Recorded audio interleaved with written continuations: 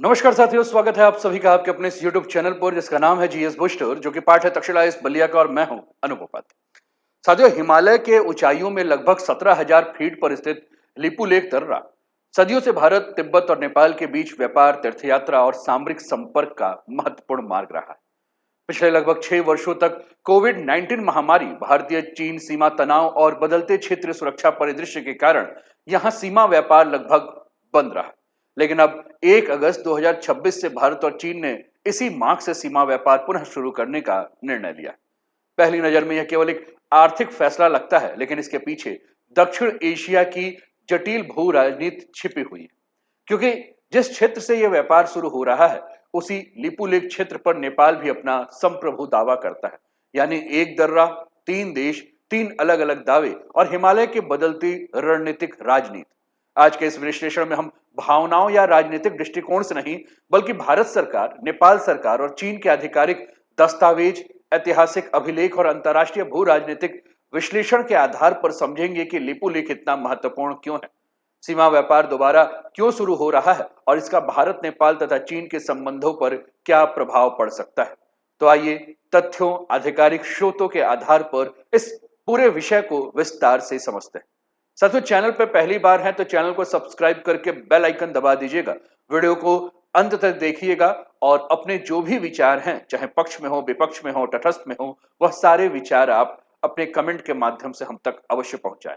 Video पसंद आए तो लाइक कर दीजिएगा, शेयर कर दीजिएगा और चैनल को सब्सक्राइब करना बिल्कुल भी मत भूलिएगा, क्योंकि आपके एक एक सब्सक्रिप्शन से, एक एक सब्सक्राइब करने से धीरे धीरे ये परिवार का आकार बढ़ेगा और ये आप ही का परिवार है और इसके लिए आपको मिलकर काम करना होगा। तो चलिए शुरुआत करते हैं। लेकिन हाँ, एक बात और, आप इस वीडियो को कहां से देख रहे हैं?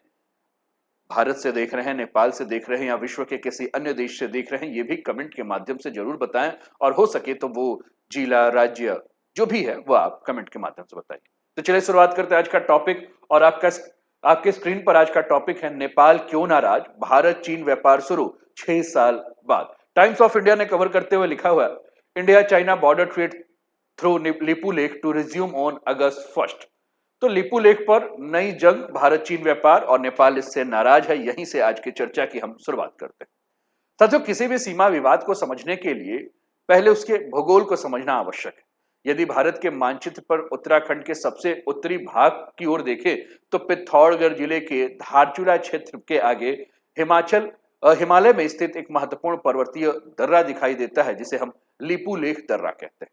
समुद्री तल से लगभग 5,000 मीटर, यानी कि अगर हम फिट में बात करें तो 16,700 से लेकर 17,000 फीट की ऊंचाई पर स्थित यह दर्रा सदियों से भारत और तिब्बत के बीच संपर्क का प्रमुख मार्ग रहा। भौगोलिक दृष्टि से यह क्षेत्र अत्यंत संवेदनशील, क्योंकि इसके निकट तीन महत्वपूर्ण क्षेत्र स्थित हैं, भारत का उत्तराखंड, चीन का तिब्बत स्वायत्त क्षेत्र और नेपाल का सुदूर पश्चिम क्षेत्र। और इसी कारण लिपुलेख को भारत, नेपाल, चीन का ट्राई जंक्शन के निकट स्थित एक रणनीतिक दर्रा भी माना जाता है। हालांकि वह बिंदु है जहां से विवाद शुरू होता है।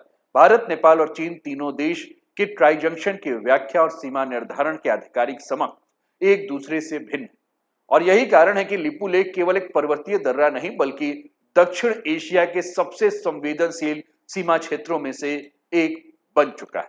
चलिए आगे बढ़ते हुए हम देखें, Indo China trade resume via Lipulekh pass after 6 year, यहीं से हम शुरू करते हैं। साथियों, आप अपने स्क्रीन पर बहुत ध्यान से देखें तो ये आपको लिपुलेख पास दिख रहा है, जो कि 17,000 फीट से है। लिपुलेख पास आपको इधर आप अगर देखेंगे तो आपको नेपाल दिखेगा, ये गुंजी है, ये धारचूला है, ये भारत का क्षेत्र है और ये चाइना का तिब्बत वाला क्षेत्र है जिसको कि इसने ऑक्यूपाई किया। धारचूला के बारे में बात करें साथियों तो समुद्र तल से 3,000 फीट की ऊंचाई पर है। गुंजी की बात करें तो 10,500 फीट की ऊंचाई पर है और लिपुलेख की बात करें तो 17,000 फीट की ऊंचाई पर है। और ये लिपुलेख का ट्रेड रूट आपके स्क्रीन पर मैं आपके सामने रख दिया। साथियों, लिपुलेख केवल व्यापारिक मार्ग नहीं है, यह एक ऐतिहासिक संपर्क सेतु भी है। आज जब लिपुलेख का नाम लिया जाता है तो सबसे पहले सीमा विवाद की चर्चा होती है, लेकिन इसका इतिहास आधुनिक राजनीतिक सीमाओं से कहीं अधिक पुराना है। सदियों तक यह दर्रा भारत और तिब्बत के बीच व्यापार, संस्कृति और सामाजिक संपर्क का प्रमुख माध्यम रहा।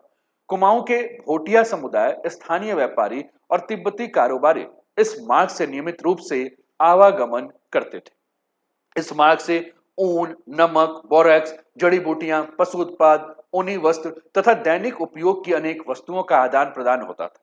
यह केवल व्यापार नहीं बल्कि हिमालयी सभ्यता के बीच आर्थिक और सांस्कृतिक संबंधों का आधार था। उस समय आधुनिक अंतर्राष्ट्रीय सीमाएं आज की तरह कठोर नहीं थी। हिमालय को विभाजन की रेखा नहीं बल्कि संपर्क और सहयोग के मार्ग के रूप में देखा जाता था। और इसी व्यापार ने सीमावर्ती क्षेत्रों को स्थानीय अर्थव्यवस्था को आकार दिया और उनके समुदायों की आजीविका का आधार भी बना। और यही कारण है कि आज भी उत्तराखंड के सीमावर्ती गांवों और भोटिया समुदाय की सांस्कृतिक स्मृतियों में लीपू लेक केवल एक दर्रा नहीं बल्कि उनकी ऐतिहासिक विरासत और पहचान का महत्वपूर्ण प्रतीक माना जाता है। साथियों, आप अपने स्क्रीन पर बहुत ध्यान से देखिए, ये इंडिया का बॉर्डर आपको दिख रहा है। ये भी इंडिया का बॉर्डर जो आपको इधर रेड और ब्लू में दिख रहा है। ये आप देखिए, फिर से मैं आपको दिखा दूं तो आप देख रहे हैं ये धारचूला है, ये सिरखा है, गाला, बूदी, गुंजी, काला पानी, और ये आप देख रहे हैं यहाँ लिपू लेक है। और ये पूरा का पूरा एक इंटरनेशनल बॉर्डर है। इधर का इंटरनेशनल बॉर्डर जो है वो चाइना तिब्बत के साथ, और इधर का इंटरनेशनल बॉर्डर जो है वह नेपाल के साथ आपको देखने को मिल रहा है। ये माउंट कैलाश का क्षेत्र है, और जो लिपू लेक से जो माउंट कैलाश, ये राकसताल का क्षेत्र आपको देखने को मिल रहा है। पूरा मैप जो है वो आप बहुत ध्यान से अगर मैप को देखेंगे तो आप समझेंगे। लिपू लेक दर्रे का महत्व केवल हमने कहा कि व्यापार तक सीमित नहीं। यह मार्ग भारत के सबसे महत्वपूर्ण धार्मिक यात्राओं में से एक कैलाश मानसरोवर यात्रा का प्रमुख स्थलीय प्रवेश द्वार भी है, जो कि अभी मैंने आपके साथ मैप पर चर्चा की। भारत सरकार के द्वारा आयोजित यात्रा में श्रद्धालु उत्तराखंड में ये जो धारचूला आपको दिख रहा है, इस धारचूला पे पहुंचते हैं। धारचूला से गुंजी जाते हैं, गुंजी से नाभी डांग ये क्षेत्र है, यहाँ जाते हैं, और नाभी डांग से होकर लिपू लेक, और लिपू लेक से होकर फिर आपका इधर तिब्बत का एक क्षेत्र है जिसका नाम है पुरांग। पुरांग, जिसको कि तकला कोट भी कहा जाता है। मैं आपके स्क्रीन पर दिखा दूं, ये एरिया जो है, ये तकला कोट आपको दिख रहा है, जिस एरिया को पुरांग भी कहा जाता है। तो ये पूरा का पूरा रूट है जो कि मानसरोवर यात्रा का रूट है, जो कि आपको अपनी स्क्रीन पर दिख रहा है। साथियों, जब हम बात कैलाश पर्वत की कर रहे हैं, यहां माउंट कैलाश आपको दिख रहा है, तो माउंट कैलाश केवल हिंदू धर्म से ही संबंधित नहीं है। माउंट कैलाश पर्वत हिंदू धर्म, बौद्ध, जैन और बौद्ध चारों परंपराओं के लिए अत्यंत पवित्र माना जाता है। इसलिए लिपू लेक केवल एक सीमा मार्ग नहीं बल्कि आस्था, संस्कृति और भारत तिब्बत के ऐतिहासिक संपर्क का भी महत्वपूर्ण मार्ग है। अब 6 वर्षों तक जो है वो व्यापार रुका हुआ था, और 6 वर्षों तक जो व्यापार रुका हुआ था उसकी शुरुआत अब हो रही है। साथियों, इतिहास में सक्रिय रहने वाला यह मार्ग लगभग 6 वर्षों तक जो है वो शांत रहा था। इसके पीछे 3 प्रमुख कारण थे। सबसे पहला कारण था कोविड-19 महामारी। 2020 में महामारी के बाद भारत और चीन सहित पूरे क्षेत्र में सीमा पार आवाजाही और व्यापारिक गतिविधियों पर व्यापक प्रतिबंध लगा दिए गए थे। परिणाम स्वरूप पारंपरिक सीमा व्यापार लगभग पूरी तरह से रुक गया था। दूसरा कारण था भारत और चीन के बीच में जो सीमा तनाव बढ़ा हुआ था। आपको याद होगा कि पूर्वी लद्दाख में 2020 में गलवान घाटी का मामला आपको याद हो रहा होगा, और कहीं ना कहीं उस तनाव ने जो है वह भारत और चीन के बीच की दूरियों को बढ़ा दिया था। तीसरा कारण था वो है प्रशासनिक तैयारी। साथियों, सीमा व्यापार को पुनः शुरू करने के लिए व्यापारियों का पंजीकरण, सीमा शुल्क व्यवस्था, स्वास्थ्य प्रोटोकॉल, सुरक्षा समन्वय और स्थानीय प्रशासनिक ढांचे को फिर से सक्रिय करना आवश्यक था, और इन प्रक्रियाओं में समय लगा। और इन सभी कारणों से संयुक्त प्रभाव से लिपू लेक के माध्यम से व्यापार कई वर्षों तक बंद रहा। अब 6 वर्ष के बाद ऐसा क्या बदल गया कि फिर से व्यापार शुरू हो गया? ये सारी बातें आपके दिमाग में आ रही होंगी जिसका आप जवाब ढूंढ रहे हैं। साथियों, 2026 में परिस्थितियां धीरे धीरे सामान्य होने लगी। भारत और चीन के संबंधित अधिकारियों ने सीमा व्यापार को पुनः प्रारंभ करने के लिए आवश्यक प्रशासनिक तैयारियां पूरी की। व्यापारियों का पंजीकरण, सीमा प्रबंधन और आवश्यक समन्वय जो है स्थापित किया गया। इसके बाद निर्णय ये लिया गया कि 1 अगस्त 2026 से लिपू लेक दर्रे के माध्यम से पारंपरिक सीमा व्यापार को जो है पुनः शुरू कर दिया जाए। और यह निर्णय सीमावर्ती क्षेत्रों के व्यापारियों, स्थानीय समुदायों और पारंपरिक हिमालयी व्यापार से जुड़े परिवारों के लिए काफी महत्वपूर्ण माना जाता है। लेकिन एक बात जो है वो आपको ध्यान रखना होगा कि यहीं से ये विषय जो है वो केवल आर्थिक निर्णय नहीं रह जाता, क्योंकि जिस मार्ग से व्यापार दोबारा शुरू हो रहा है वो क्षेत्र दक्षिण एशिया के सबसे संवेदनशील सीमा विवादों में से एक का केंद्र है। और यहीं से अगर हम बात करें, आप अपने स्क्रीन पर तस्वीर देखिए, ये भोटिया और रुंग कम्युनिटी का है, जिसके मेन जो है वो साल भर में 2 बार जो है वो व्यापार के लिए, तिब्बत से व्यापार के लिए जो है वो जाते थे। और ये व्यापार जो है वो उलन क्लॉथ का होता था। आप देख रहे हैं, खच्चर से व्यापार करते थे। महिलाएं घर पे रहकर जो है वह उलन क्लॉथ बनाती थी और पुरुष जो है वो व्यापार करते थे। तस्वीर है आपके स्क्रीन पर साथियों, ये भोटिया ट्राइब्स के बारे में दिख रहा है। और भोटिया ट्राइब्स के बारे में बात करें साथियों, तो 11 और 19वीं सेंचुरी में अगर हम बात करें तो यहाँ के राजा थे, उनका नाम था चांद, राजा चांद। वो कलेक्शन करते थे टैक्स का, जो व्यापारी जाते थे, और इस टैक्स को कहा जाता था काका रेलू टैक्स। क्या कहा जाता था? काका रेलू टैक्स। आप ध्यान रखिए। और ये काका रेलू टैक्स जो है वह चांद राजाओं के द्वारा लिया जाता था, जो यहाँ से भोटिया जनजाति यहाँ से व्यापार करने के लिए तिब्बत जाती थी। आप अपने स्क्रीन पर देखिए, ये उत्तराखंड का भोटिया समुदाय है जो तिब्बत में व्यापार करने के लिए जा रहा है। और बहुत सारे मतलब इतिहास में अगर ये ध्यान दिया जाए तो कहा जाता था कि इससे भोटिया के अलावा कोई और, मतलब भोटिया ने किसी और समुदाय को जो है इस क्षेत्र में व्यापार करने का परमिशन नहीं दिया था। तो ये पूरा का पूरा जो मार्ग है जिसके ऊपर हम लोग एक एक करके चर्चा कर रहे हैं। साथियों, हमने कहा कि जब हम पूरा ये बात कर रहे हैं तो केवल ये व्यापार का बात या आर्थिक बात नहीं है, यहीं से भू राजनीति की कहानी शुरू हो जाती है। लीपू लेख का सबसे महत्वपूर्ण पक्ष इसकी भू राजनीतिक स्थिति है।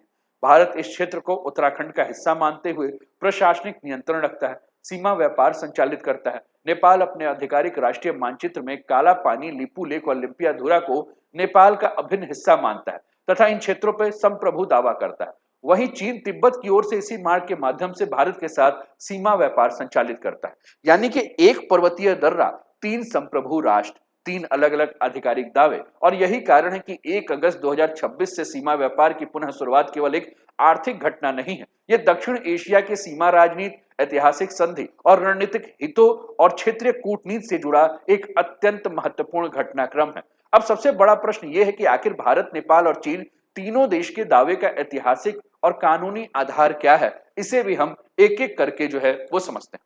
साथियों, इसको समझने के लिए हमें 1816 की उस संधि के बारे में बात करना होगा जो कि ब्रिटिश ईस्ट इंडिया कंपनी और तत्कालीन गोरखा साम्राज्य के बीच एंग्लो नेपाल युद्ध के बाद हुआ था। साथियों, 4 मार्च 1816 सुगौली के संधि पर हस्ताक्षर हुआ और यही वो संधि थी जो आधुनिक भारत और नेपाल के सीमा निर्धारण का प्रमुख आधार मानी जाती। संधि में कई क्षेत्रों का पुनः निर्धारण किया गया और एक महत्वपूर्ण सिद्धांत तय किया गया कि काली नदी, जिसे हम महाकाली नदी भी कहते हैं, कि पूर्व का क्षेत्र जो है वह नेपाल तथा पश्चिम का क्षेत्र जो है वह ब्रिटिश भारत का होगा। और यहीं से आगे चलकर पूरा विवाद शुरू होता है, क्योंकि संधि ने सीमा तो नदी के आधार पर निर्धारित कर दिया, लेकिन उस समय नदी के वास्तविक उद्गम की आधुनिक वैज्ञानिक व्याख्या स्पष्ट रूप से नहीं की गई थी। और पूरा विवाद इसी बात को लेकर था कि आज और भारत और नेपाल दोनों इस बात से सहमत हैं कि सीमा का संबंध काली नदी से है, लेकिन दोनों देशों की व्याख्या अलग अलग है। और विवाद का मूल प्रश्न काली नदी के वास्तव में उद्गम कहां से हो रही है, इसी बात को लेकर है। आपके स्क्रीन पर साथियों ये लीपू लेक पास है। इस लीपू लेक पास से भारत 20 किलोमीटर की दूरी है और बीआरओ के द्वारा ये पूरा का पूरा क्षेत्र नियंत्रित किया जाता है, यहाँ की अवसंरचना को बनाया जाता है। आप अपने स्क्रीन पर देख रहे हैं साथियों, ये आपका लीपू लेक है, उत्तराखंड का यह पिथौरागढ़ जिला है और ये धारचूला का पॉइंट है, आप देख रहे हैं। और इधर आपको तिब्बत का क्षेत्र, इधर नेपाल का क्षेत्र, ये आपका उत्तराखंड का क्षेत्र आपको देखने को मिल रहा है। थोड़ा सा और आगे बढ़ते हैं।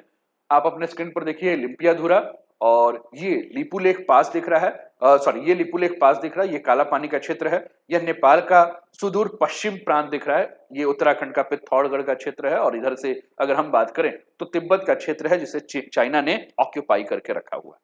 अब दो बातों को आपको ध्यान रखना, इस पर मैं कई बार चर्चा कर चुका हूं। एक तो ये काला पानी का क्षेत्र है और दूसरा ये लिम्पियाधुरा का क्षेत्र है। नदी के उद्गम को लेकर यही विवाद है कि नदी का उद्गम कहां से हुआ है, और यही कारण है कि विवाद केवल कुछ किलोमीटर की भूमि का नहीं है, बल्कि पूरे सीमा निर्धारण के आधार का प्रश्न बन जाता है।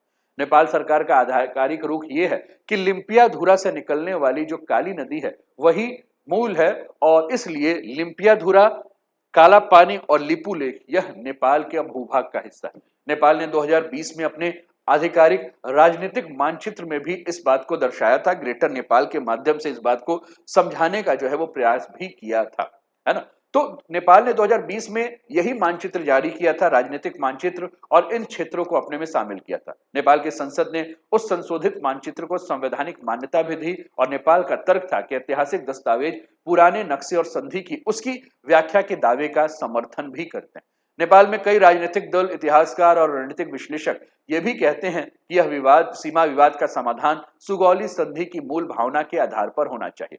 भारत सरकार का रुख इससे बिल्कुल अलग है। भारत सरकार का कहना है कि काला पानी का क्षेत्र लंबे समय से भारतीय प्रशासन के अधीन है और इस क्षेत्र में प्रशासन, सुरक्षा और स्थानीय शासन की व्यवस्था भारत द्वारा संचालित होती रहती है। भारत 2020 में नेपाल द्वारा जारी किए गए नए राजनीतिक मानचित्र पर आपत्ति जता चुका है। भारत का आधिकारिक मत है कि सीमा से जुड़े मुद्दों का समाधान द्विपक्षीय वार्ता के माध्यम से होना चाहिए, ना कि एक तरफा मानचित्र जारी करके। भारत यह भी कहता है कि दोनों देशों के बीच सीमा विवाद पर पहले से स्थापित कूटनीतिक तंत्र मौजूद है और उसी के माध्यम से समाधान ढूंढा जाना चाहिए। अब इस विवाद में चीन का आधिकारिक दृष्टिकोण है, ये भी हमें समझना बहुत ज्यादा जरूरी है। आप अपने स्क्रीन पर बहुत ध्यान दीजिए साथियों, ये एरिया जो है वह 1816 की संधि के पहले का है। ये गोरखा एम्पायर का पूरा क्षेत्र था, पूर्व में सिक्किम से लेकर और पश्चिम में अगर हम बात करें तो कांगड़ा तक, गढ़वाल कुमायूं का पूरा क्षेत्र इसमें दिख रहा है। ये रेड कलर का आपका जो दिख रहा है, अब यहां देखिए कुमायूं का क्षेत्र, यहां तक नेपाल ये दिखाता है कि ये हमारा पूरा का पूरा क्षेत्र है और इधर आपको ये क्षेत्र जो है वो नेपाल अपने में दिखा रहा है ना। अब हम क्या बात कर रहे हैं, चीन इस विवाद को लेकर भारत और नेपाल की तरफ प्रत्यक्ष दावेदार तो नहीं है, लेकिन उसका महत्वपूर्ण हित इस क्षेत्र से जुड़ा है क्योंकि लिपुलेख तिब्बत स्वायत्त क्षेत्र की ओर आने वाला एक मार्ग है। चीन सामान्यतः भारत नेपाल सीमा विवाद पर सार्वजनिक रूप से विस्तृत टिप्पणी करने से बचता है। हालांकि चीन भारत के साथ लिपुलेख के माध्यम से व्यापार और कैलाश मानसरोवर यात्रा से जुड़े व्यवहारिक सहयोग को जारी रखता है। साथ ही नेपाल के साथ भी उसके घनिष्ठ आर्थिक और इंफ्रास्ट्रक्चर संबंध है, इसलिए चीन का दृष्टिकोण प्रायः व्यवहारिक और कूटनीतिक संतुलन बनाए रखता है। मई 2020 में भारत ने धारचूला से लिपुलेख तक सड़क संपर्क के उद्घाटन की घोषणा की थी।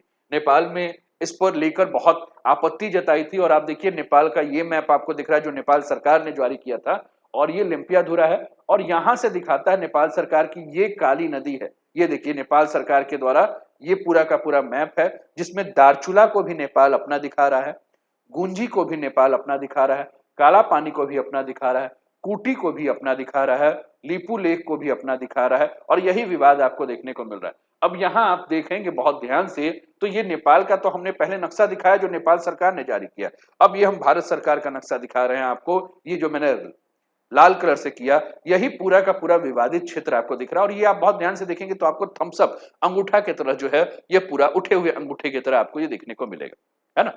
तो हमने कहा कि जब भारत सरकार ने ये जो दारचूला आपको दिख रहा है, यहां से दारचूला से जब सड़क कहां बनाया, इस जगह पर लिपुलेख तक जब सड़क बनाया तभी नेपाल ने जो है वो क्या किया, आपत्ति किया।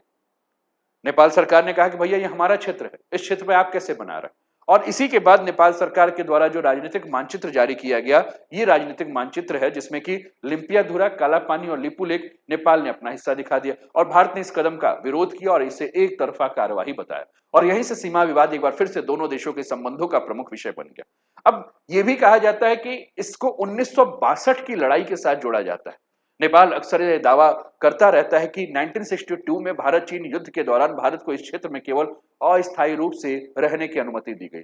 यह दावा नेपाल के राजनीतिक बहस और कुछ सार्वजनिक विमर्श में भी मौजूद है, लेकिन यह स्पष्ट करना काफी आवश्यक है कि भारत सरकार इस दावे को स्वीकार नहीं करता है, उसका आधिकारिक रुख अलग है। इस विषय पर दोनों देशों के बीच कोई साझा आधिकारिक निष्कर्ष नहीं, इसलिए इसे विवादित दावा माना जाना चाहिए, न कि निर्विवाद ऐतिहासिक तथ्य।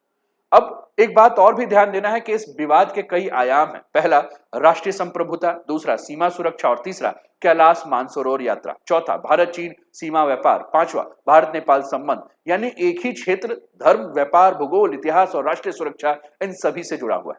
साथियों, भारत के लिए लिपुलेख का एक रणनीतिक महत्व है। भारत के लिए लिपुलेख का महत्व केवल सीमा तक सीमित नहीं है। भारत के लिए अगर हम बात करें तो लिपुलेख उत्तराखंड के उस संवेदनशील हिमालय क्षेत्र में स्थित है जहां से भारत की सीमाएं चीन और नेपाल के निकट है और इस क्षेत्र के बेहतर सड़क संचार और रसद व्यवस्था भारतीय सुरक्षा बलों के त्वरित तैनाती और सीमांत क्षेत्र तक पहुंचने के लिए जो है वह आसान बनाती है। भारत पिछले कुछ वर्षों से सीमा क्षेत्रों में सड़क का निर्माण, पुल का निर्माण और संरचना विकास के ऊपर भी ध्यान दे रहा है।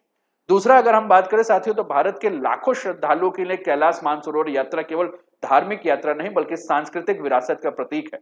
लिपुलेख मार्ग इस यात्रा का प्रमुख पारंपरिक रास्ता रहा है। मार्ग के सुचारू संचालन से धार्मिक संपर्क और स्थानीय अर्थव्यवस्था दोनों को लाभ होता है। भारत की वाइब्रेंट विलेज जैसी योजना का उद्देश्य सीमावर्ती गांवों में आबादी, रोजगार और आधारभूत सुविधाओं को मजबूत करना है। सीमा क्षेत्रों का आर्थिक विकास राष्ट्रीय सुरक्षा से जुड़ा हुआ है। नेपाल के दृष्टिकोण से केवल भूभाग का प्रश्न नहीं है, यह राष्ट्रीय संप्रभुता और राष्ट्रीय पहचान का भी विषय है। नेपाल के राजनीतिक विमर्श में काला पानी, लिपुलेख, लिम्पियाधुरा अक्सर राष्ट्रीय सम्मान से जुड़ा हुआ मुद्दे के रूप में प्रस्तुत किया जाता है और यही कारण है कि अलग-अलग सरकारें आने के बावजूद नेपाल का आधिकारिक दावा मूल रूप से बना हुआ है। नेपाल यह भी मानता है कि सीमा संबंधी मुद्दों का समाधान ऐतिहासिक दस्तावेजों और द्विपक्षीय वार्ता के माध्यम से होना चाहिए। चीन के लिए क्षेत्र मुख्यतः तिब्बत स्वायत्त क्षेत्र से जुड़ा हुआ। लिपुलेख के माध्यम से होने वाले व्यापार में तिब्बत के पुरांग क्षेत्र का जो है वो भारत से जोड़ता है। आप अपने स्क्रीन पर बहुत ध्यान से देखिए, आपको ये पुरांग क्षेत्र आपको देखने को मिलेगा। तो ये पुरांग क्षेत्र को जो है वो भारत से जोड़ रहा है, यानी कि चीन का जो है तिब्बत का पुरांग क्षेत्र हमें जो है वो यहाँ देखने को मिल रहा है। चीन की व्यापक रणनीति में अगर हम बात करें तो तिब्बत के सीमावर्ती क्षेत्र का आर्थिक विकास और सीमा प्रबंधन महत्वपूर्ण तत्व है। साथ ही चीन भारत और नेपाल दोनों के साथ अपने आर्थिक संबंधों को भी महत्व दे रहा है, इसलिए चीन आमतौर पर इस विवाद पर संतुलित और सीमित सार्वजनिक प्रतिक्रिया देता है। लिपुलेख का सबसे बड़ी विशेषता यह है साथियों कि यह तीन देशों के हितों को एक ही स्थान पर जोड़ रहा है। भारत की प्राथमिकताएं जो है वो सीमा सुरक्षा, संपर्क, धार्मिक यात्रा, स्थानीय विकास, तो वहीं नेपाल की प्राथमिकताएं संप्रभुता, सीमा निर्धारण, राष्ट्रीय मानचित्र और कूटनीतिक संतुलन है। वहीं चीन की प्राथमिकता है कि तिब्बत में स्थिरता रहे, सीमा व्यापार, क्षेत्रीय संपर्क और देशी दक्षिण एशिया के साथ आर्थिक संबंध है। और इसी कारण लिपुलेख केवल एक स्थानीय विवाद नहीं बल्कि क्षेत्रीय रणनीतिक समीकरण का हिस्सा बन जाता है।